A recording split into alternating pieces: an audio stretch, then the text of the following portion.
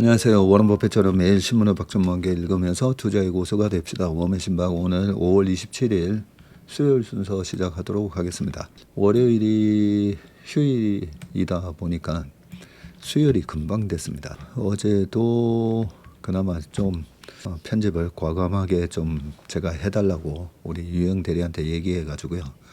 앞에 거의 40분 했던 웜의 소통에서 좀 많이 잘라냈습니다. 그래서 어제 25분으로 줄였었네요. 보니까 오늘도 빠르게 웜의 소통 한번 해보도록 하겠습니다. 채슬리는 진정한 부자들이 참 많으시네요. 저도 존경받는 부자가 되고 싶네요 하셨고요. 속도 없이 웜의 신박 기다립니다. 전문이 바쁘시니 하루쯤 쉬셔도 된다 생각하면서 말이에요 하셨고요.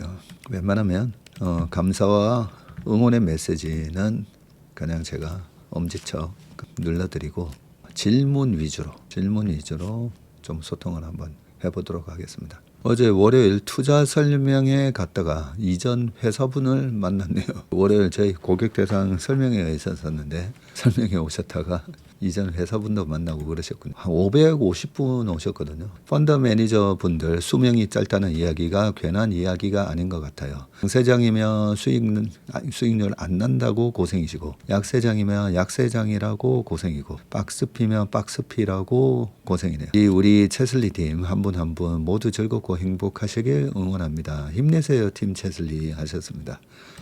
네, 세상에 고생 안 하고 돈 버는 게 어디 있겠습니까, 그죠? 고생 안 하고. 그래서 남의 돈을 관리하는 이 펀드 매니저들의 숙명이라고 생각하는데 참 우리 펀드를 관리하고 있는 우리 매니저들 저는 이제 잘 이 멘탈이라든지 그런 부분들에 대해서 마인드 컨트롤이 되기 때문에 저는 잘 견딜 수 있는데 우리 매니저들 어떨 때 한 번씩 보면 되게 불쌍해요. 보면 삼성전자를 15만 원에 샀다고 컴플레인이 들어왔었거든요. 2-3달 전이었던 것 같은데 자금을 맡기셨는데 15만 원에 주식을 사니까 삼성전자를 왜 15만 원에 사냐고 컴플레인을 받고 최근에는 또 이익 실현을 좀 해나가는데 근데 모든 고객이 다 그런 건 아닙니다. 그래서 그동안에 수익이 좀 많이 나다 보니까 이 많이 난 걸 좀 챙겨 쓰면 하는데 팔아줘서 고맙다는 고객들도 꽤 계시고요. 또 판다고 뭐라 하는 고객분들 계시고 한데 저는 그런 부분이 있어서 이제 본인 생각대로 하시면 될 것 같아요. 그걸 갖다가 이래라 저래라 하면 다른 고객들이 피해를 볼 수가 있잖아요. 그죠? 삼성전자를 15만 원에 살 때 왜 지금 이 가격에 사냐라고 그런 얘기를 들으면 작년에 그랬던 것 같은데요. 작년 11월 28일 날 저희 고객 설명회 때 왕이사가 나가서 매매하기가 무섭다고 뭐 매매만 하면 막 바로 피드백이 막 오면서 왜 지금 이걸 여기서 사냐, 뭐 여기서 왜 파냐, 막 이런 피드백 때문에 그래서 제가 왕이사한테 장중에 그 예전에 미래세 그 매니저들 한창 2007년도에 잘 나갈 때 그때도 박현주 회장이 장중에는 전화기를 전부 다 못 갖고 들어가게 했어요. 그때는 어떤 혹시나 문제가 되는 컴플라이언스에 문제가 되는 그런 매매가 있을까봐 그렇게 조치한 것도 있었긴 했었는데 제가 장중에는 어떤 고객도 응대하지 말라고 제가 그런 얘기를 했음에도 불구하고 지금도 보면 전화가 제 바로 요 뒤에 요 책장 너머에 왕이사가 앉아 있거든. 그러니까 어떤 분이 전화하고 하는 거 다 들립니다.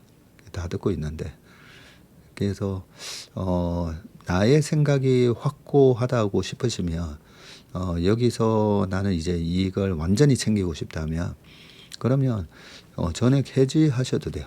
해지하시면서 3개월 뒤쯤에 내가 다시 3개월 안에 다시 할지도 모르니까 3개월 동안 그 계좌를 살려놓으라고만 얘기해 주시면 됩니다. 그러면 저희가 3개월 정도는 살려놓거든. 그러면 다시 계약서를 쓰고 안 들어오셔도 돼요.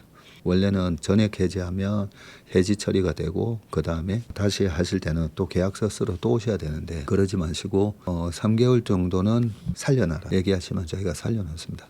살려놓는다는 의미가 그 고객의 계좌에 매매가 제대로 됐는지 그리고 수익률이라든지 이런 거에 대한 평가를 저희가 이 하나펀드 서비스를 통해서 거기다가 계좌 한 계좌다 돈을 지불하면서 하고 있거든요. 그래서 저희가 이제 뭐 3억 이상 하기는 하는데 배우자는 아이들 계좌는 3억이 안 되더라도 저희가 해드리는데 실질적으로 뭐 5천만 원짜리 아이들 계좌 이런 거는 사실 저희한테는 이 비용이 많을 수도 있거든요. 수익이 안 나면. 그럼에도 불구하고 저희가 하고는 있는데 그래서 내가 3개월 안에 다시 할 것 같으니까 그 계좌는 살려놔라 하시고 그리고 삼성전자나 하이닉스 같은 거를 나는 여기서 더 갈 것 같은데 그러면 현물 해지하시면 됩니다. 현물 해지하면서 아니면 삼성전자 하이닉스만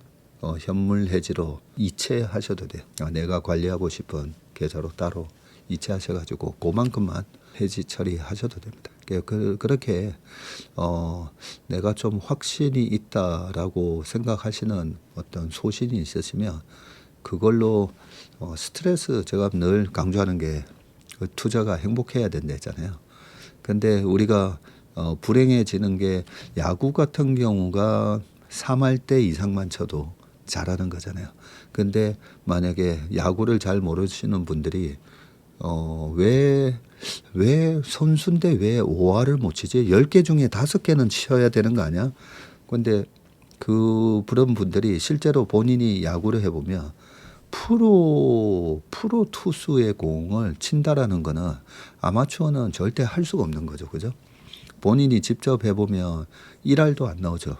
보통 아마추어는 120km 이상만 공이 날라와도 너무 빨라서 칠 수가 없습니다. 보통 아마추어들이 던지는 공의 속도가 한 70, 좀 빠르다 싶으면 한 80, 90 나오거든요. 거의 아리랑 볼로 날아가잖아요. 아리랑 볼로.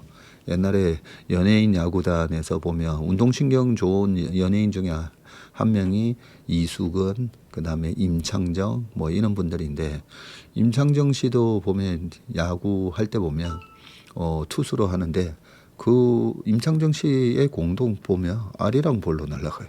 그래서 이 프로의 공을 치기 힘든데 그래도 야 10개 중에 5개는 쳐야 되는 거 아니야? 5할 때는 쳐야 되는 거 아니야? 예, 그런 얘기를 많이 하시는 거죠. 그래서 그러면 저희가 항상 목표로 하는 게 연평균 15% 이상의 수익을 목표로 합니다. 했다가 최근철에 이제 장이 좋잖아요. 그러면 수익이 많이 나죠.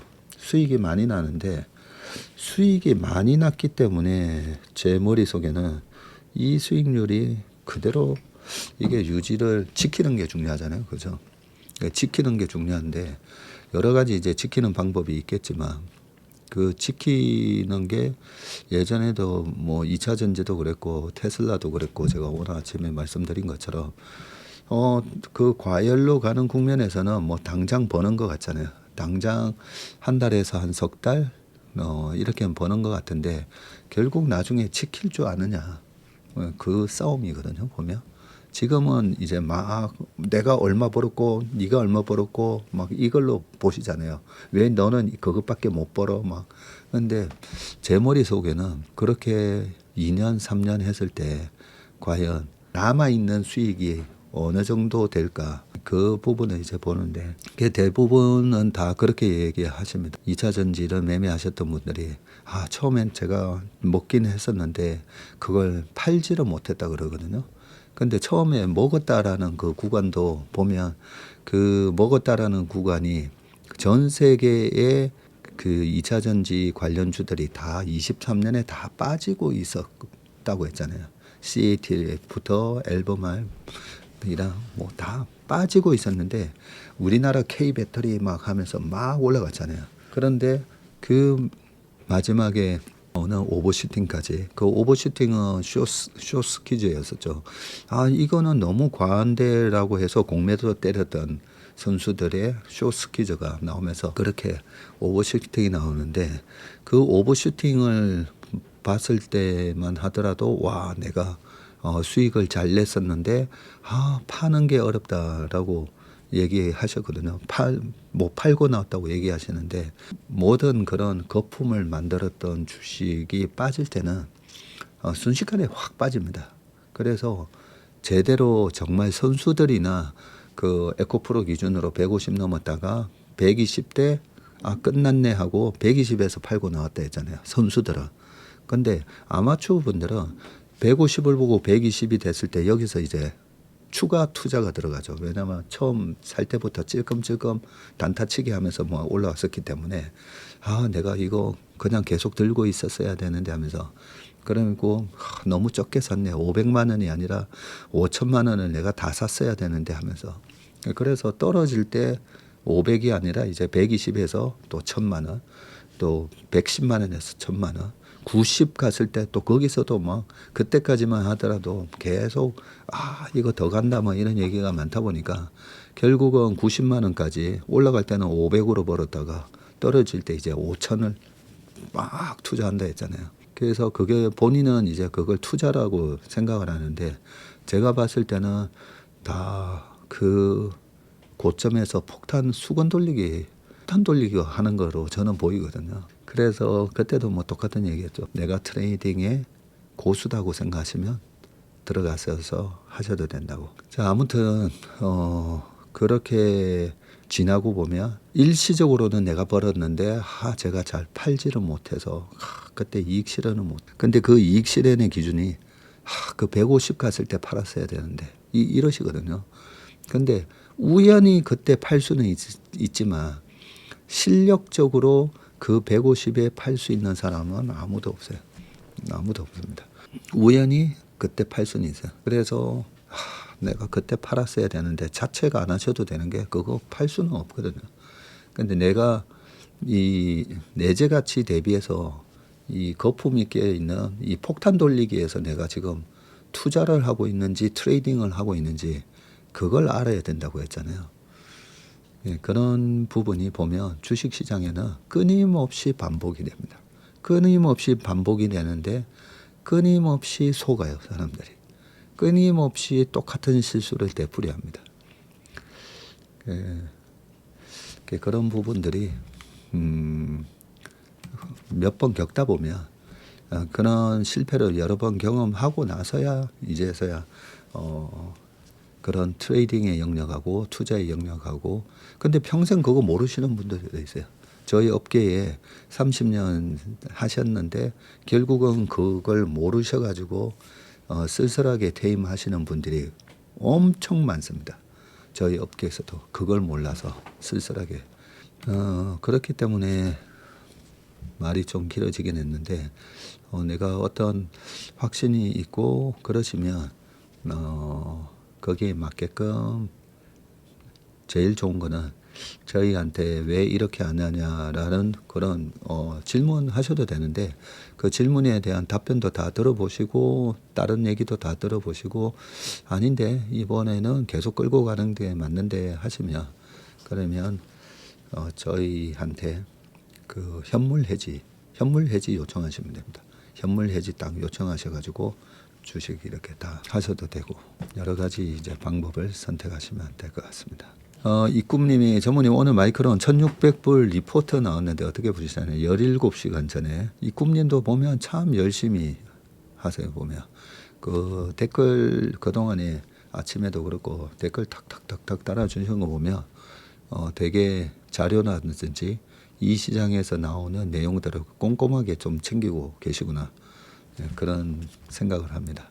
오늘 아침이 모닝브리프에서 얘기를 충분히 했기 때문에 UBS에서 나온 요 1600불 리포트 아침 모닝브리프를 아마 보셨을 거다 생각이 듭니다. 혹시 못 보신 분들은 아침 모닝브리프 뒤에 한국 시장 얘기할 때 꼭 아니네요. 우리 최 부사장이 UBS 리포트를 꼼꼼하게 이제 정리를 해서 발표를 했기 때문에 그 최 부사장 얘기하는 부분 쭉 들어보시면 될 것 같습니다. 지난 금요일 다른 가치 성향 일임사 성과 관련 문의를 남기려다 써놓고 보니 스스로 부끄러워 결국 거두어 드렸습니다. 잠시 조급해했던 제 모습을 되돌아보게 되더군요. 처음 맡기기로 마음먹었던 때의 판단을 믿고 차례가 올 것이라 생각하며 느긋이 기다려보고자 합니다.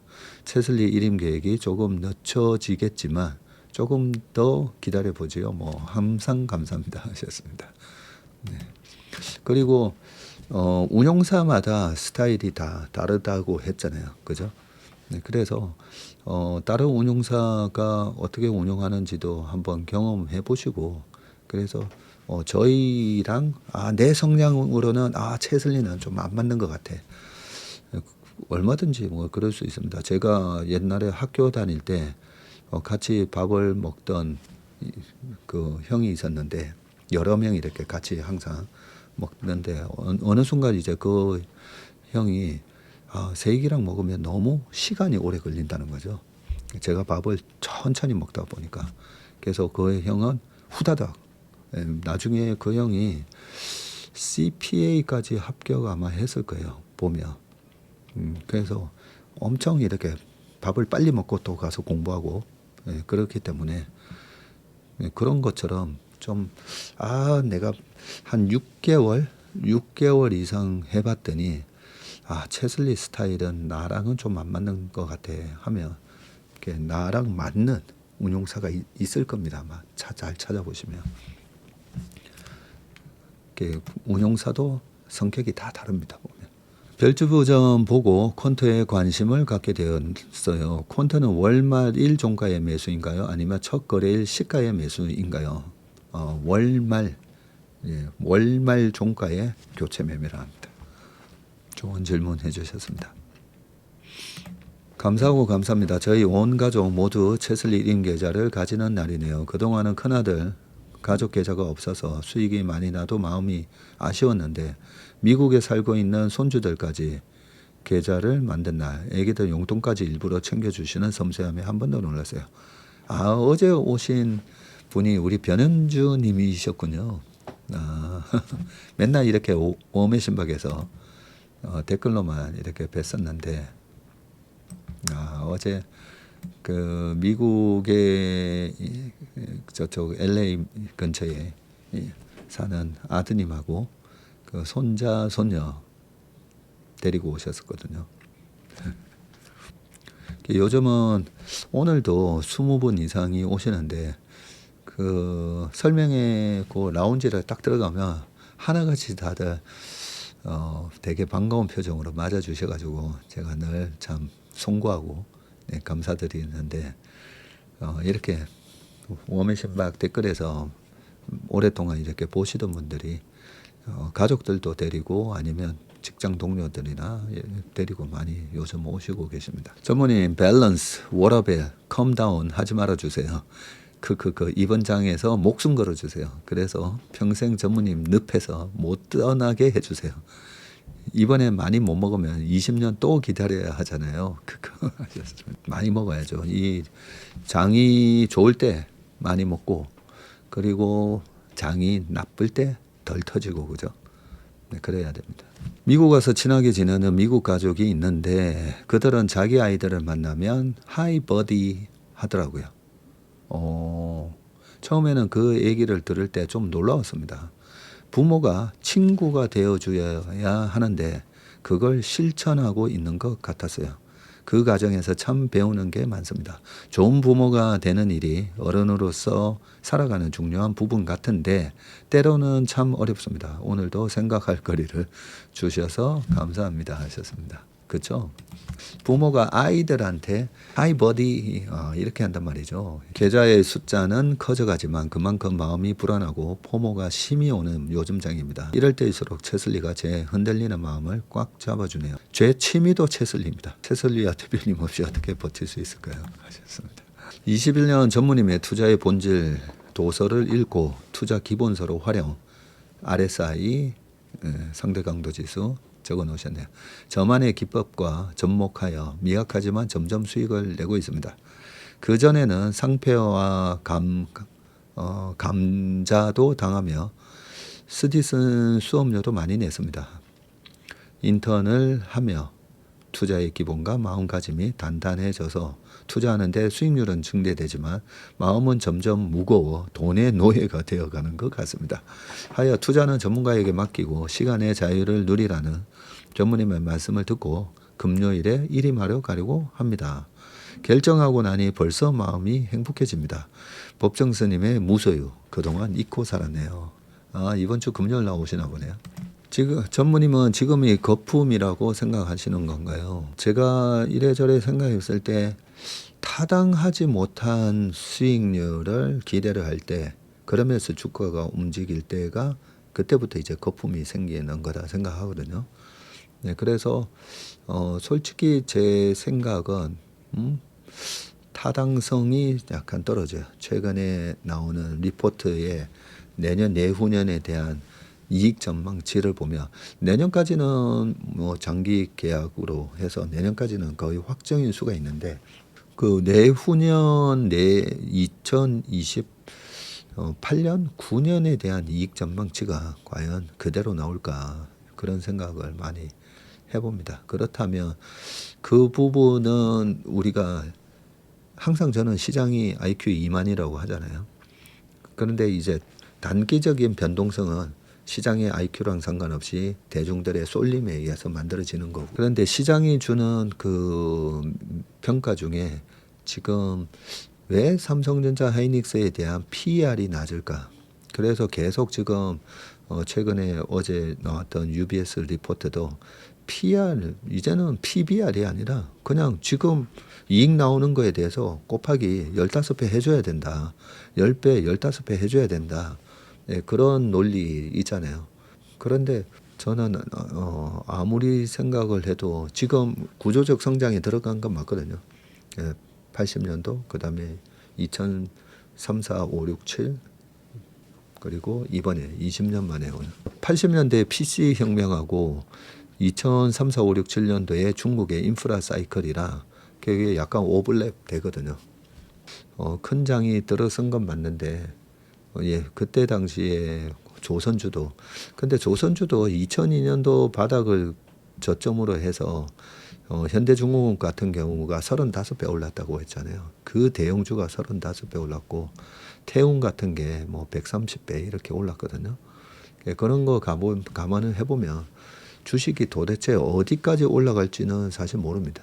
사실 모르는데 그래서 이 거품이 어디까지 그때 또 2007년도에 최고의 대장주가 OCI 동양제철화 그때 당시에 그때도 OCI에 대한 부분이 그 앞으로의 태양광 성장 태양광이 그러고 나서 사실 성장이 없었냐 하면 아니에요. 그때 당시에 애널리스트가 예상한 대로 정확하게 태양광은 연평균 30%씩 성장을 했었습니다.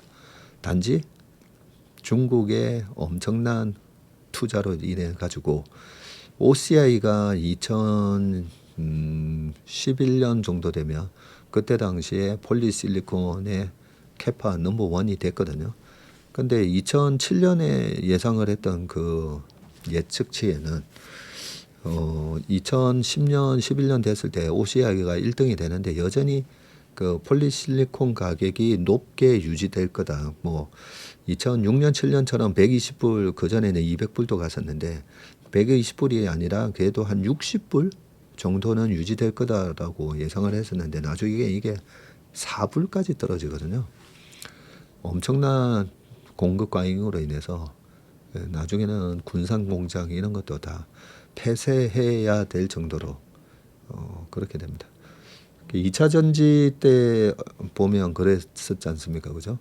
2차 전지 때도 전기차 성장이나 이런 걸 봤었는데 그때 당시도 사실은 CATL이 글로벌하게 1등으로 막 이렇게 밑에서 올라오고 있는데 계속 중국 배터리는 우리나라 NCM이나 NCA 배터리라 중국의 LFP라 이거는 비교 불가다. 네, 비교 불가다. 중국 왜 중국을 자꾸만 얘기하냐? 매국노냐? 막 그런 얘기로 난무했었잖아요. 근데 주식은 제일 중요한 게 경쟁 구도인데 특히나 중국의 부상은 그거는 우리가 늘 신경을 써야 됩니다. 네, 그래서 어제도 뭐 이 얘기는 계속 말씀 많이 드렸기 때문에 오늘 아침에도 그래서 지금 내년 내후년에 대한 이익 전망치가 중국이 만드는 이제 범용 반도체 쪽에서 가격이 무너질 건데 낸드도 마찬가지고 지금 DDR4에서 이제 DDR5로 넘어왔을 때 DDR5 같은 가격도 무너질 건데 그런 부분에 대한 부분이 물론 수요가 너무 많아가지고요. 중국이 아무리 만들어내도 그 수요가 너무 많기 때문에 그래서 안 무너질 수도 있습니다. 수요가 계속 너무 강해가지고. 근데 전기차 캐점에 들어갈 거다라고 아무도 얘기를 못 했었잖아요. 그래서 우리가 투자할 때 수요는 예측을 못 한다. 하지만 공급단은 분석을 하고 있어야 된다. 그런 얘기를 많이 하거든요. 지금은 PER이 낮기 때문에 아주 거품은 아닙니다. 내후년 예상치가 보면 어제 나왔던 UBS의 리포트는 이렇게 맞나? 예, 그 부분은 약간 소위 말해서 우리가 영어 단어로 약간 cautious, 조금 조심해서 우리가 봐야 된다. 그런 생각을 하고 있습니다. KB랩 가입 위에 내일 영상통화 예약 중입니다. 최소 금액으로 가입해서 변동성장에서 참고하며 나머지 금액은 혼자 운용해 볼까 합니다. 네. 그래서 랩 가입해놓고 컨닝하면서 이 랩 수익률보다 내가 더 잘 내야지. 우리 사정코님이 매일 올리셨잖아요. 랩하고 우리 사정코님의 본인 계좌하고 이렇게 비교하면서 그죠? 좋은 전략입니다. 오늘 넷플릭스의 주식의 시대를 보고 있는데 제가 나왔다고요? 반가운 마음에 댓글 달아봅니다. 다큐나 교육 방송에도 매우 잘 어울리십니다. 그 교육 다큐 찍는다고 해서 왔다 가셨는데 그게 넷플릭스에도 나오나 보네요. 2002년 봄 서울 발령 받은 후에 약 20년간 강동에서 송파 근무 후에 부산을 복귀했는데 오늘 워맨신박 말씀 중에 동네 이름이 나와서 옛날 생각 돌이켜보니 그 시절 썰 사람들은 비싼 동, 싼 동 구분을 농담 삼아 자주 하시더라고요. 예를 들어서 제일 싼 동네 삼총사는 탑3가 일원, 그리고 탑2는 삼전, 탑1은 노원. 일원동은 비싼 동네인데 일산 얘기하시나요? 참고로 저는 부산 계금동 강아지가 금값 태생입니다. 계금동이라서 개값이 금값이다 이 말씀이시군요. 무소유란 중생들이 가져보면 별거 아닌 것을 알고 그것을 뛰어넘으라는 의미도 있다고 합니다. 감사합니다. 저번 영상에서 6월까지 랩은 당분간 개설 안 하신다고 했는데 오늘 보니까 KB증권의 6% 랩이 떴더라고요. 맞습니다. 어제부터인가 오늘부터 다시 하는데 바로 가입하려고 돈은 입금했는데 온라인 면담이 안 돼서 슬픕니다. 혹시 장을 긍정적으로 보시기 때문에 오픈하신 건지 궁금합니다. 국민성장펀드와 스페이스X 상장으로 장이 또 출렁일 것 같은데 그건 또 어떻게 보시는 고견이 궁금합니다 하셨는데 이번에 저희가 목표 전환 또 다 시켰잖아요. 저번에 한투 목표 8% 갔다가 바로 밀리는 바람에 전환 안 됐던 것도 오늘 다 됐잖아요. 다 됐는데 저희 랩 해보신 분들은 아시겠지만 반도체 갈 때는 반도체로 또 하고 또 조선일 때는 또 조선으로도 하고 이게 보면 아직까지는 반도체가 만약에 쉬면 저는 또 엄청난 종목장이 된다 했잖아요. 다른 중형주들 중에 최근에 보면 많습니다. LG 이노텍도 급등을 했죠. 주 SK 같은 것도 올라가죠. 보면 많습니다. 그래서 랩이 지금 목표 전환형은 게릴라 작전이라고 했잖아요.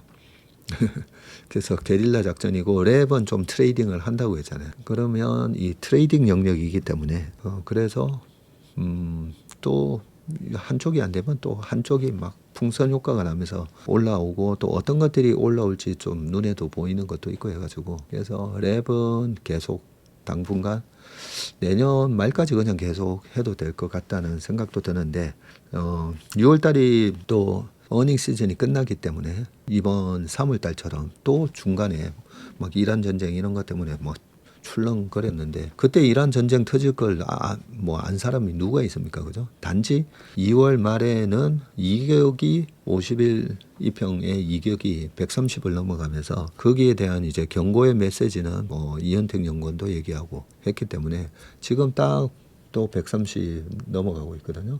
언제든지 요게 좀 출렁임이 심할 수가 있습니다. 그렇다면 좀 주식의 변동성에 스트레스를 많이 받으시는 스타일이신 분들은 쉬어가는 것도 방법이라는 얘기를 최근에 많이 말씀드립니다. 쉬는 것도 투자다, 그죠? 법정 스님의 무소유, 실천하며 살고 싶지만 탐욕을 내려놓지 못하니 이 또한 업을 쌓는다고 하지요. 법정 스님은 필체가 탁월하셔서 해인사 성철 스님 휘하에 계실 때 큰 스님께서는 책 편찬을 법정 스님에게 맡기셨다는 얘기를 들었습니다. 불가로 보면 우리가 주식 투자를 하는 것도 탐욕에 해당된다고 생각합니다. 하셨습니다. 저희 고객분 중에 주지 스님도 계십니다. 그 주지 스님이 승복을 입고 저희 회사에 찾아오셨는데 얘기하시더라고요. 스님이 이런 데도 온다라는 게 참 민망해가지고 되게 망설여졌다고 얘기하시길래 그래서 그 스님한테 제가 얘기했어요. 저희 고객분 중에 목사님도 많으시고 네, 또 저희 어머니처럼 불자도 많으시다고. 근데 우리가 목사님이든 스님이든 자본주의에 살고 계시잖아요. 그렇기 때문에 자본주의에 살고 계시기 때문에 그 최소한의 그 돈이 없으면 불필요하지 않습니까? 그죠? 근데 그 최소한의 어느 정도 불필요 법정 스님 말씀처럼 필요한 자금이 어느 정도는 있어야 되는데 그게 이 자본주의에서 예금만 해가지고는 안 되잖아요. 예금만 해가지고는. 그래서 재테크를 통해서 하고 이 재테크에서 주식 투자의 원리가 우리 삶을 윤택하게 해주는 우리의 시간을 세이브 해주는 우리의 시간을 뭐 신약 이런 게 우리의 삶의 시간을 늘려주는 거죠. 그런 기업들에 투자를 해주고 그 기업들이 열심히 돈을 벌려고 하는 그 욕심에 열심히 일하면서 그런 제품이나 서비스나 약이 나온다는 거죠. 그렇기 때문에 주식 투자를 그냥 왜 여기서 안 팔고 여기서 안 사고 여기서 뭐 이 개념으로 보면 엄청난 이제 탐욕적인 그런 행위가 되는데 큰 개념으로 우리 삶을 윤택하게 만들어주는 그런 제품과 서비스를 만드는 기업에 내가 투자를 해주면 그게 바로 중생들 그리고 백성들을 긍휼하게 여기고 자비롭게 여기는 부처님의 마음이고 예수님의 마음인 거잖아요. 그래서 투자가 절대 부끄러운 게 아닙니다. 그리고 보세요. 이 투자가 얼마나 어렵습니까? 그죠? 여기서라도 지금 삼성전자 하이닉스를 사야 되는 게 맞나요? 파는 게 맞나요? 오늘 하루에도 만약에 전자가 하이닉스가 10조가 매매됐으면 누군가는 여기서 10조를 샀고 누군가는 여기서 10조를 판 거잖아요. 그죠? 그래서 논란이 있을 수밖에 없습니다. 어떤 얘기를 하든 판 사람 입장에서는 사야 된다고 하는 사람들의 말이 마음에 안 들 거고요. 네, 그리고 사야 된다고 생각하는 사람 입장에서는 팔아야 된다고 얘기하는 사람들의 말이 마음에 안 들 수가 있습니다. 그렇기 때문에 우리가 투기적인 스페큘레이터들이 시장의 90%라고 했잖아요.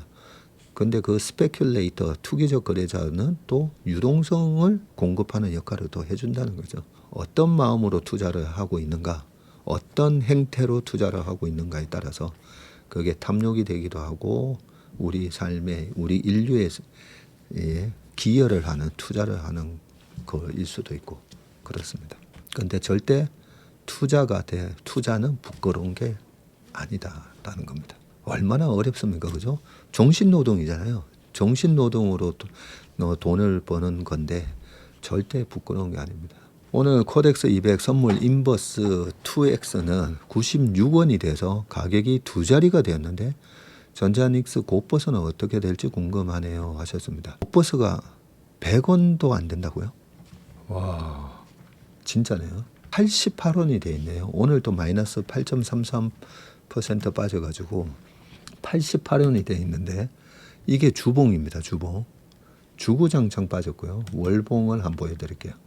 월봉은 22년도에 3,940원, 22년 9월 말이 우리 시장의 저점이었었거든요. 그때 930원이었는데 10년 차트로 한번 보겠습니다. 10년 차트로 보면 12,810원. 이게 2020년 3월 코로나 터졌을 때 12,800인데 야, 이때도 보면 더 빠진다라고 그죠? 고버스를 부르짖던 분들이 꽤 많았었죠.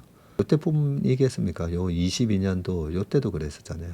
요때 22년도 요때도 우리나라 시장 더 빠진다고 해서 근데 그때 여기서 더 빠진다라고 하는 분의 저는 마음을 이해하는 게 그런 분들이 요 코로나 때 이때도 더 빠진다라고 해서 요때 많이 사셨을 거라고 생각해요. 저는. 왜냐면 더 빠진다라고 철석까지 믿었으니까. 그래서 요 12,800원 갔다가 요 떨어질 때 우리 시장 한 1,800까지 1,400에서 1,800에서 2,000 올라왔을 때 그때 다시 빠질 거라고 하면서 곧벗어 사야 계속 나는 산다 뭐 그런 얘기를 아주 자신 있게 막 얘기했던 분들이 많았잖아요. 그러면 6,000이었는데 요때 2022년도에 2,180 정도까지 빠졌나요? 근데 회복을 못 하잖아요. 똑같은 지수대에 왔음에도 불구하고 회복을 못 하거든요. 그러면 여기서 물려 있었던 분들 입장에서는 22년도 요때도 더 빠질 거야. 우리 시장 1,800 갈 거야. 더 빠질 거야. 1,800을 가야 이제 본전이 되니까요. 근데 1,800을 가도 2배짜리는 본전이 안 됩니다. 그런데 참 처참하다 그죠? 그런데 우리가 살아가면서 이 투자의 원칙이 되게 중요한 건데 왜냐면 모든 상황에 우리가 올바른 의사결정을 내릴 수는 없잖아요. 그래서 간단 명료한 원칙이 있느냐 없느냐가 되게 중요합니다. 그러니까 저 같은 경우에는 절대 떨어지는 거 숏배팅은 하지 않는다 했잖아요. 시장이 과열인 것 같아 해도 절대 숏배팅하지 않습니다. 왜냐면 더 올라갈 수 있으니까. 그런데 많이 떨어졌을 때 저는 과감한 매수 배팅은 잘하잖아요. 근데 더 떨어질 수 있잖아요. 근데 더 떨어져도 반드시 올라오면서 우리나라 코스피나 S&P 500이나 나스닥 보면 결국 장기적으로 우상향이잖아요. 그래서 물리더라도 내가 매수 잡고 물려야 그래도 정고점 회복할 수가 있는데 매도 잡고 물리잖아요. 그러면 지금처럼 영원히 헤어나오지 못할 수가 있습니다.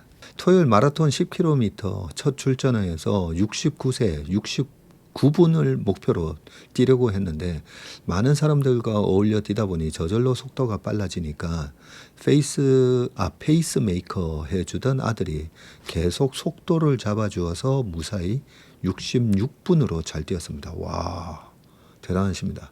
해녀의 숨길이 초보 러너의 기록 욕심이 자칫 건강을 크게 잃을 수도 있으니 만사에 욕심 버리고 만족하며 감사하는 하루하루를 챙기려 합니다. 팀 채슬리의 노고에 늘 감사드립니다 하셨습니다. 마라톤 보면 처음 시작할 때 보면 아마추어들일수록 와 하면서 막 달려나가잖아요. 그죠?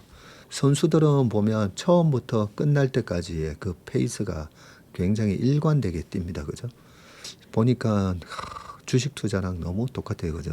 처음에 막 힘이 있고 했을 때는 막 뛰어가면서 그 선수들보다 보통 선수들이 제가 알기로는 시속이 아니라 100m 한 18초 정도로 뛰는 걸로 알고 있거든요. 18초 정도로 뛰는데 뭐 우리 고등학교 때 보면 뭐 14초, 13초, 12초 때 뛰는 선수들도 있잖아요. 마라톤을 해야 되는데 100m 달리기처럼 막 뛰다가 조금만 뛰면 막 헥헥헥헥거리지 않습니까? 그죠? 저는 투자를 할 때도 보면 그 막 100m처럼 뛰면서 이 100m처럼 왜 42.195km를 왜 못 뛰냐 이렇게 얘기하시는 분들도 많거든요. 그런데 뭐 선수들은 다 자기 페이스에 맞게끔 쇼트트랙도 그렇고 이런 여러 가지 장기 그런 레이스도 그렇고 보면 일부러 페이스를 잃게 만드는 선수도 있잖아요. 보통 3명이 출전하면 야 네가 처음에 확 달려가지고 저쪽 선수들 따라오게끔 그렇게 해서 페이스를 무너뜨리게 하려고 그런 역할을 하는 선수들도 있는데 그럴 때마다 그냥 내 페이스를 유지한다는 게 그것도 마인드 컨트롤 이게 다 선수들의 영역 아니겠습니까? 그래서 그 밑에 댓글이 바로 김세익 대표님. 저뿐만 아니라 모든 사람이 궁금해 할 텐데요. 장이 좋을 때는 장이 좋을 때나 안 좋을 때나 평정심을 유지하는 비결이 뭐가 있습니까? 고객들 컴플레인 같은 것은 안중에도 없으신 것 같아서 고객 컴플레인 얘기 들으면 마음이 많이 안 좋죠. 저라고 뭐 그 컴플레인을 듣는데 기분이 좋겠습니까? 솔트님이 전무님께서는 평정심을 정말 어떻게 유지하시는지 너무 궁금합니다. 하셔가지고 그겁니다. 그렇게 우리가 마라톤을 하는 거잖아요. 그래서 왜 100m처럼 안 뛰지? 아, 요게 체슬리 이거 수익률 별로네 하시면서 한 달 만에 그렇게 그 해지하시는 분들이 10명 중에 그 저희가 한 9% 되거든요. 100명 중에 한 9분 계십니다. 그런 분들은 뭐야? 여기 왜 이렇게 천천히 뛰어? 그런 분들은 이제 단거리 100m나 200m나 400m 그런 걸 잘하는 선수를 찾아가셔야 되잖아요. 네, 그쪽으로 이제 찾아가시면 되는 거고 저희는 이제 마라톤을 뛰는 거잖아요. 그리고 지금까지 33년 동안 마라톤을 참 그래도 운이 좋게 큰 위기 그래도 다 어떨 때는 뭐 코로나 같은 상황은 약간의 블랙스완처럼 확 그냥 속절없이 당하기도 했지만 그럼에도 불구하고 그래도 그해 고객 수익률 40에서 60%다 플러스 내고 끝났었으니까요. 그게 마라톤을 할 자신이 있기 때문입니다. 저랑 저희 그 직원들은 마라톤으로 봤을 때 이 업계에서 그동안에 지금 저희와 함께하는 왕이사 최 부사장 뭐 다 함께 지금 10년 넘게 하면서 저희가 우승을 한 2번에서 3번을 했거든요. 최근에 영국에서 프리미어 리그에 아스널이 우승을 했었는데 얼마 전에 아스널 못할 때는 얼마나 욕들을 먹습니까, 그죠?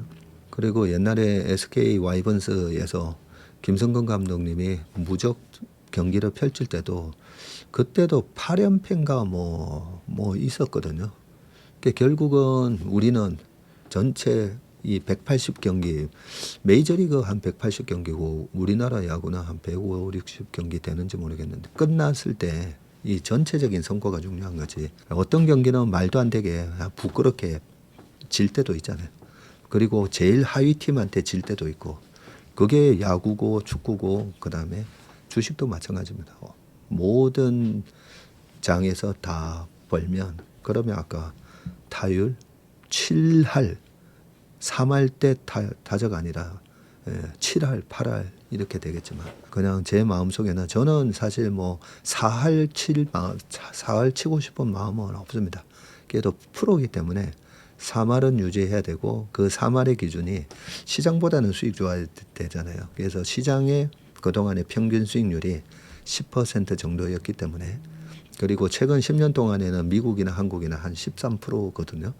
근데 그래도 시장 수익률보다는 좋아야지. 3개월, 6개월 정도 시장보다 언제든지 언더할 수 있죠. 하지만 그 정도 수익을 계속 냈는가라고 봤을 때 지금까지는 그나마 냈기 때문에 최근 3년 수익률 보시면 15% 수익률은 다 그 전에 장이 이렇게 급등 안 했을 때도 그 정도 수익을 냈기 때문에 그래서 저희는 저희 페이스를 유지하면서 그래서 저희 매니저들이 이런 컴플레인 들어왔을 때 그 페이스가 무너질까 봐 제가 옆에서 이제 잡아주는 역할을 합니다.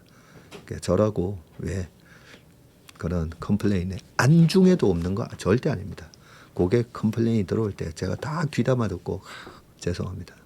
고를 때 이럴 때 이렇게 대응하고 그랬어야 되는데 하지만 제 마음속에는 지금은 저희 페이스대로 그런데 저희가 지금 그동안에 작년 재작년에 그 실력에 머무는 게 아니라 계속 끊임없이 우리가 보완할 점은 뭔가 작년 재작년 저희는 끝날 때마다 항상 백서 쓴다고 했잖아요.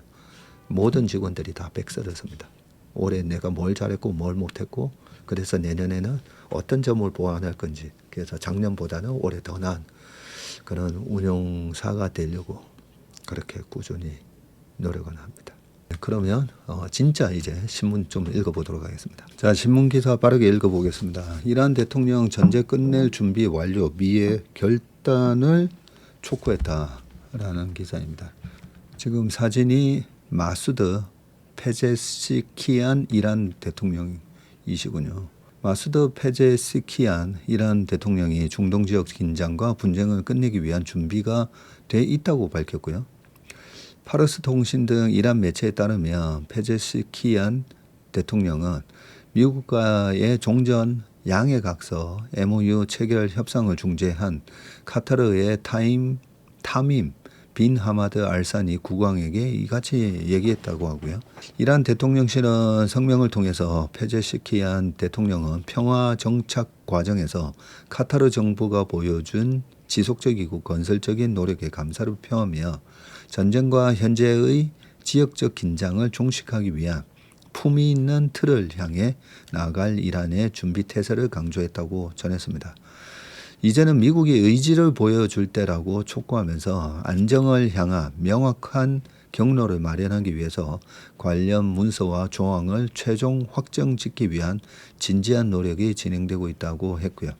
이런 발언은 이란이 실질적인 협상 타결 의지를 보인 것으로 풀이가 되고 앞서 이란 대표단을 이끄는 모하마드 바게르 갈리바프 이란 의회 의장은 최근 미국과의 협상을 위해서 카타르 도하를 방문했다고 합니다. 카타르에서 진행한 회담에서 미국과 이란은 동결 자산 해제 방안을 논의한 것으로 알려졌고요. 타스님 통신은 이란 협상팀의 측근을 인용해서 이란이 제안한 종전 합의안에 미국이 동결한 이란의 국외자산 240억 달러를 해제하라는 요구가 포함되어 있다고 보도했고요. 해당 합의안은 총 14개 항으로 구성됐다고 합니다. 한편 트럼프 대통령은 이번 내각회의에서 27일 오늘 백악관에서 내각회의를 주재할 예정인데 이 회의에서 미-이란 종전 문제에 대한 중요한 논의가 이루어질 것으로 관측이 되고 트럼프 정부가 이란 측 제안을 수용할지 호르무즈 봉쇄를 통한 군사 압박을 강화할지 최종 협상 타결 여부가 주목된다고 합니다. 이런 거 보면 확실히 앙드레 코스톨라니가 얘기한 포성이 울리면 주식을 사고 하프가 울리면 주식을 팔라. 그 말이 또 진리였던 것 같아, 그죠? 3월 달에 전쟁이 일어났을 때 급락했을 때 주식 사고 어떻게 보면 이렇게 종전 합의가 이루어질 것을 지금 기대하면서 주가가 막 올라가고 있는데 합의가 이루어지고 축배를 들고 하프가 올리면 또 팔아야 되나? 뭐 그런 생각이 또 들기는 합니다. 스페이스X 동맹 가시화 OCI 홀딩스 75% 더 오른다. 아까 태양광 얘기, OCI 얘기 많이 했는데 OCI 사옥인가 봅니다. 자, 스페이스X와의 협업 가능성을 매경 이코노미가 단독 보도한 이후에 주가가 3배 가까이 뛴 OCI 홀딩스의 주가가 75%가량 추가 상승할 수 있다는 전망이 나왔는데 미국이 에너지 안보 자산이 된 태양광 산업에서 중국산을 배격하고 공급망 내재화에 나서면서 폴리실리콘을 생산하는 대표적인 비중국 업체 OCI 홀딩스 가치 재평가가 기대되는데 하나증권이 26일 보고서를 내고 OCI 홀딩스 목표가를 55만 원으로 상향했다고 합니다. 현재 주가 대비 약 75% 상승 여력이 있다는 진단인데 핵심 성장 동력은 미국의 태양광 산업 육성과 공급망 내재화 기조이고요. 미국 내 공급망 구축 수요와 경쟁사 대비 상대적으로 저렴한 원가 경쟁력을 감안하면 스페이스X향 폴리실리콘 단연 공급 계약과 연 3만 톤 증설이 현실화될 가능성이 높다는 분석인데 윤재성 연구원은 태양광은 미국의 에너지 안보 자산이라면서 OCI 홀딩스는 미국 AI 전력 공급의 핵심 업체로 프레임이 변화할 것이라고 짚었습니다. 중장기 성장의 전망도 밝은데 OCI 홀딩스의 26년에서 28년 연평균 수주 성장률이 36%에 달한다고요? 추가 수주를 고려하면 2030년까지 장기 성장이 가능하다고 짚었고요. 이는 미국의 가스 발전 핵심 기업인 G 버노바의 성장률 21%를 크게 웃도는 수치라고 합니다.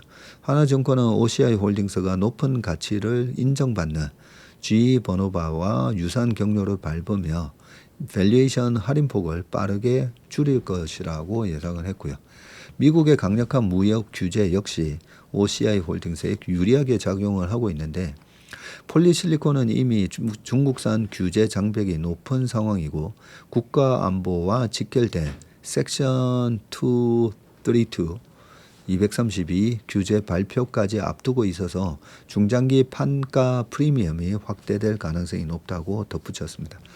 앞서 미래에셋증권 역시 OCI 홀딩스를 스페이스X 파트너십의 최대 수혜주로 꼽으며 목표 주가를 40만 원으로 높인 바가 있는데 이진호 애널리스트는 이번 실적 발표에서 언급된 폴리실리콘 증설 계획은 스페이스X와의 협업이 순조롭게 진행되고 있다는 힌트라면서 국가산업으로 진행되는 스페이스X 사업에 중국산 폴리실리콘을 사용할 수는 없으니 비중국산 중에서 생산 단가가 가장 낮고 증설 여력이 존재하는 OCI 홀딩스가 파트너십 가능성이 높다고 분석을 했습니다. 이런 거 보면 사실 미국의 이 규제가 없으면 사실 좀 답이 안 보이는 그런 투자일 수가 있는데 미국이 중국산을 이제 배제하는 그런 움직임의 정책에 아니 그러면 배터리는 누가 만들고 태양광은 누가 만들고 보면 한국밖에 대안이 없거든요. 대중국 제재의 반사 수혜를 보는 것 같습니다. 우리는 삼성 후자냐 반도체 성과급에 불만 커지는 계열사. 전자노사가 메모리 사업부 기준으로 평균 6억 원의 수준의 성과급을 지급하는 잠정 합의안을 마련한 가운데 다른 계열사에서도 성과급 제도 개선 보상 확대를 요구하는 목소리가 커지고 있는데 업계에 따르면 삼성 디스플레이, 삼성 SDI, 삼성 전기 등 주요 계열사들은 올해 초 2026년 임금의 협상을 마쳤고 하지만 전자노사가 특별 경영 성과급 제도 신설을 포함한 잠정 합의안을 도출하면서 보상 체계를 다시 논의해야 한다는 의견이 계열사 내부에서 고개를 들었고요. 전자 합의안에는 올해 300조 원 영업이익을 달성할 경우에는 메모리 사업부 직원 연봉 1억 원 기준으로 봤을 때 기존 OPI 초과 이익 성과급을 포함해서 약 5억 5천만 원 수준의 특별 경영 성과급을 자사주로 지급하는 내용이 담겨져 있습니다. 네, 올해 300조 원 영업이익을 달성할 경우에 올해 적자가 예상되는 이 시스템 LSI랑 파운드리 등 비메모리 사업부도 DS 부문 공통 재원 분배 40%에 따라서 최소 1억 6천만 원의 특별 경영 성과급을 받게 될 것으로 보이고 이 같은 소식이 전해지자 계열사 직원들 사이에서는 상대적 박탈감이 확산되고 있는데 전자 대비 낮은 처우를 자조적으로 표현하며 스스로를 삼성 후자라고 불러온 직원들의 불만이 수면 위로 떠오른 건데 과거 실적 대비 낮은 성과급을 받아온 계열사 일수록 반발이 거센 분위기입니다. 삼성전기는 지난 23년에 6천억 원이 넘는 영업이익을 기록했음에도 OPI 지급률이 연봉의 1% 수준에 그쳐서 논란이 일었었는데 신입사원 기준으로 환산하면 약 50만 원 수준이었다고. 삼성전기 OPI 지급률은 24년과 25년에도 5에서 6% 수준에 머물렀고요. 올해 반도체 슈퍼사이클 영향으로 영업이익이 1조 5천억 원 가까이 증가할 것으로 예상되면서 성과급에 대한 확대 요구 역시 더욱 거세질 전망입니다. 전기차 캐점 여파로 적자를 낸 삼성 SDI의 분위기도 심상치 않은데 지난해 1조 7,200 24억 원, 1분기에 1,556억 원 적자로 인해서 SDI 직원들은 2년째 OPI를 받지 못했고요. 적자 사업부 직원에게도 거액 성과급이 지급이 되는 삼성전자 사례와 비교되면서 내부 동료가 커지는 모습입니다. 삼성 디스플레이 노조는 올해 하반기 성과급 대체 보상제도 도입 방안을 사측과 논의할 계획이고, 삼성전기 역시 OPI 산정 방식을 기존 EVA 경제적 부가가치 중심 체계에서 EVA 20% 또는 영업이익 10% 기준으로 변경하는 방안을 두고 임직원 의견 수렴에 나섰다고 합니다. 한편 파업을 통한 성과급 요구가 계열사 전반으로 확산할 수 있다는 우려도 제기가 되고 있는데, 업계 관계자는 삼성전자의 인사 보상 제도가 통상 시차를 두고 계열사들로 확대 적용되는 만큼 성과급과 관련한 다른 계열사 노조의 요구를 피할 수 없을 것이라고 말을 했습니다. 삼성그룹 내에서 삼성전자가 버는 돈이 워낙 크다 보니까 일단 삼성전자가 어떻게 하는가, 인원수도 제일 많고요. 전자가 어떻게 하는가에 따라서 이제 그 다음 계열사로 쭉 그 원칙이나 방침이 정해지면 확산되는데, 삼성전자냐 후자냐. 자, 그 다음 기사입니다. 통합 대한항공 헤쳐가야 할 난기류가 4개. 대한항공과 아시아나항공이 오는 12월 통합 대한항공으로 새로 출발합니다. 2020년 11월 신주 인수 계약을 체결한 이래로 5년 6개월 만인데, 계획대로 절차가 마무리되면 통합 대한항공은 자산 규모가 약 40조 원, 항공기 200대 이상을 보유한 글로벌 10위권 메가 캐리어로 거듭나게 되고요.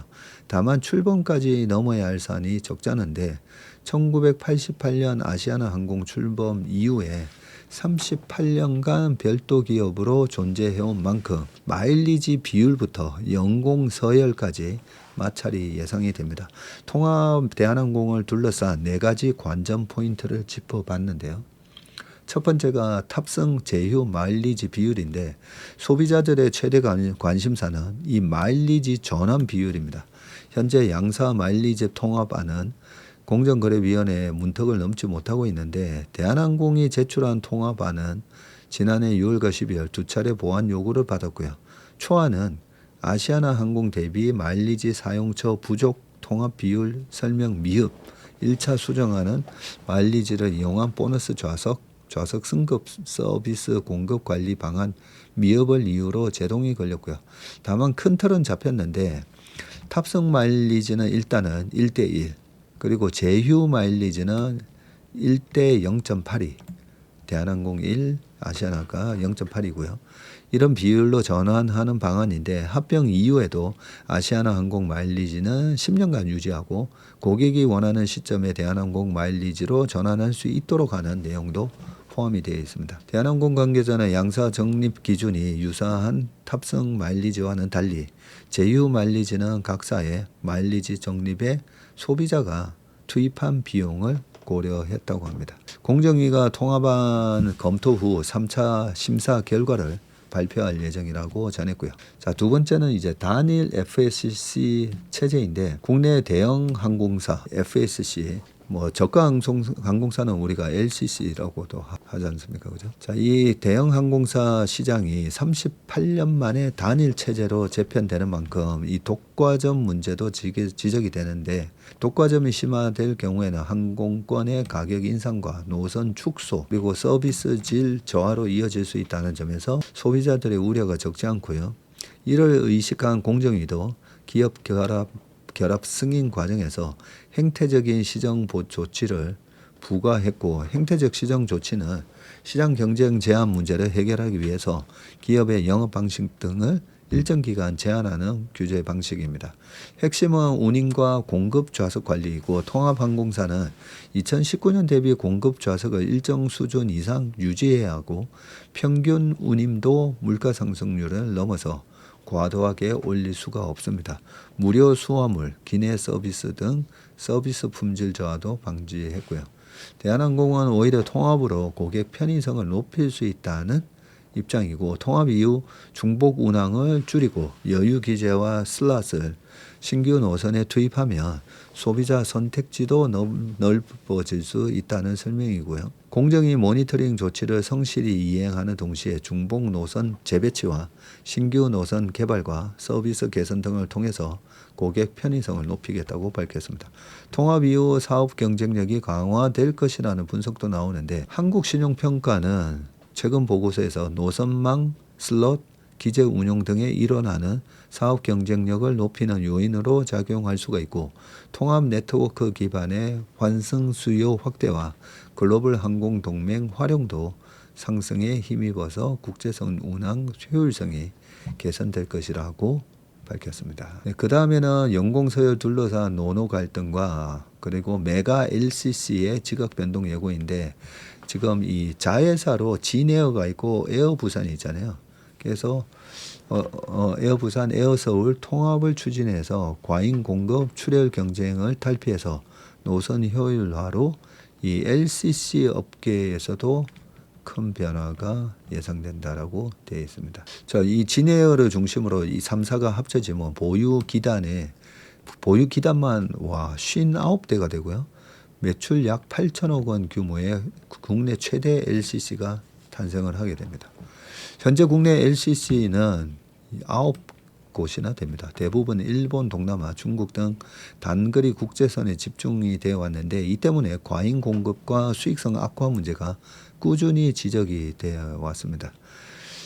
황용식 세종대 교수는 국내 LCC 시장은 과잉 공급, 출혈 경쟁에서 벗어나서 소수 중심으로 재편될 가능성이 크고 기존 LCC 업체는 생존 전략을 다시 짜고 중소형 LCC는 향후 인수합병 대상이 될 수 있을 것이라고 내다봤습니다.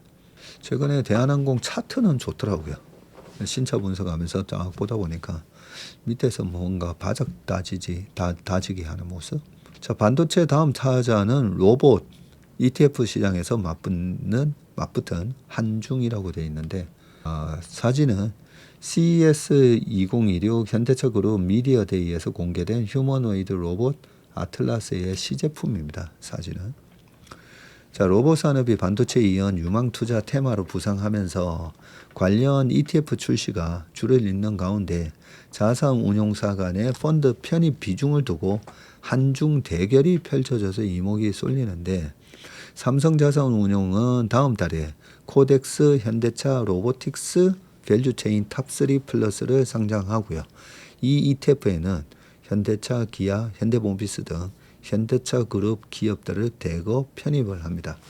부품 제조 완성 로봇 등 전 과정을 결산해서 소화할 수 있는 수직 계열화 역량을 높게 평가한 결과입니다.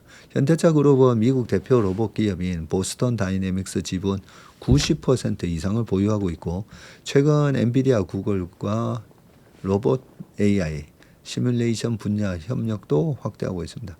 증권가에서는 기존 자동차 부품 공급망을 휴머노이드 생산에 그대로 활용할 수 있다는 점을 핵심 강점으로 꼽았습니다. 자, 반면 타임폴리오는 최근 출시한 타임 글로벌 휴머노이드 로봇 산업 액티브의 초기 투자 전략으로 중국 공급망을 전면에 내세웠는데 자, 이 펀드에는 중국 기업 비중이 46%에 달하고요. 중국 휴머노이드 대표 기업인 유비테크와 AI 칩 업체인 캠브리콘, 기가 디바이스 등을 담았습니다. 테슬라 휴머노이드 로봇 옵티머스 부품의 약 70%가 중국 기업으로 알려져서 수혜가 기대된다는 이유입니다. 실제로 중국 기업들은 정부 보조금과 자국 생태계를 기반으로 빠른 양산 체제를 구축하고 있고 일례로 중국 유니트리 로보틱스는 올해 5,500대 판매로 글로벌 1위에 올랐고요.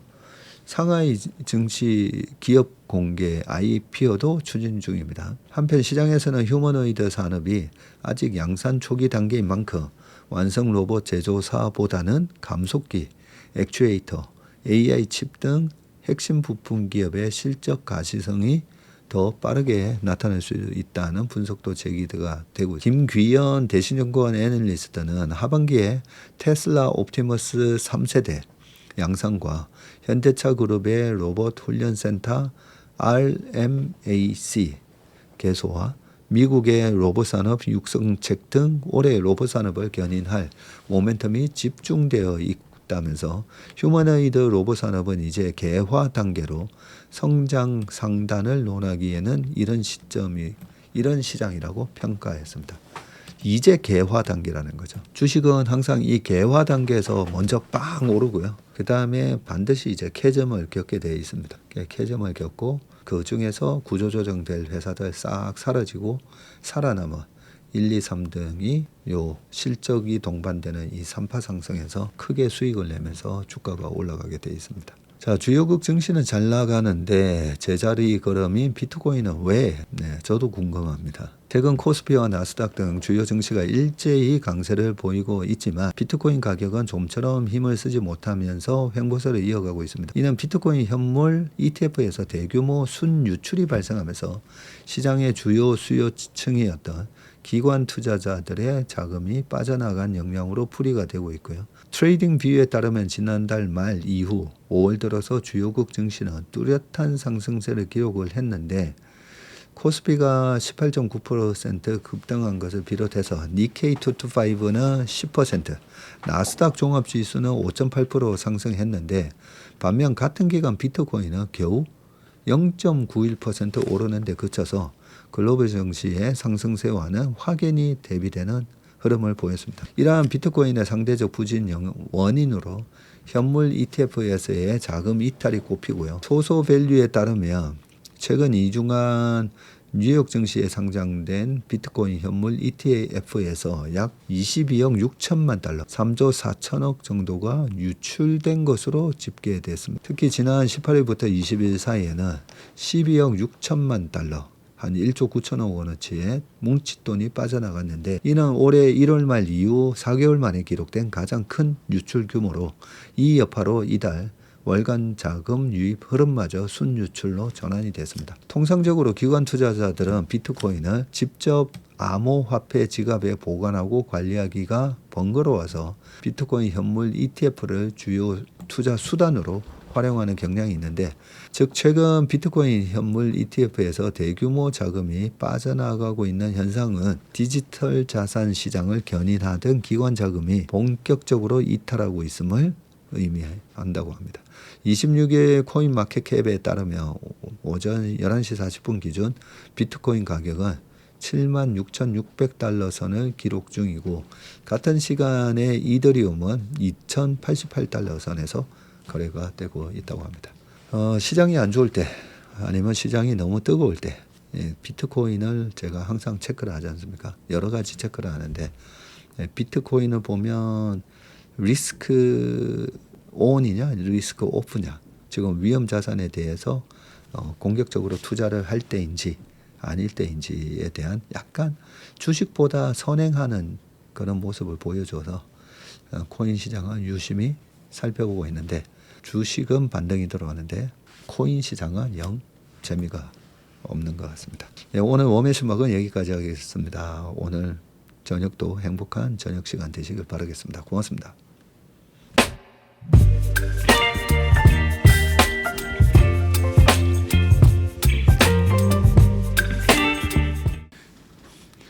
안녕하세요. 채슬리 투자자문의 박세익입니다. 최근 저와 채슬리의 이름을 도용해서 투자 사이트라든지 밴드, 텔레그램, 카톡 채널 등에서 이 리딩방으로 유도한 뒤에 금전적인 피해를 입히는 이 사칭 사례가 빈번하게 지금 발생하고 있습니다. 저를 비롯해서 저희 채슬리 투자자문의 임직원들은 SNS나 온라인 채널 등을 통해서 일체의 투자자문 활동을 하지 않고 있습니다. 저희는 정식 자문을 하기 위해서는 반드시 저희 회사에 내방하셔서 계약서 작성 절차를 거쳐서 진행되기 때문에 이외의 모든 유료 무료 지금 투자자문 행위는 불법이므로 각별히 주의하시길 바라겠습니다. 의심스러운 채널이나 메시지를 받으시면요, 그냥 피해를 방지하기 위해서 즉시 신고하시거나 삭제하시길 바라겠습니다.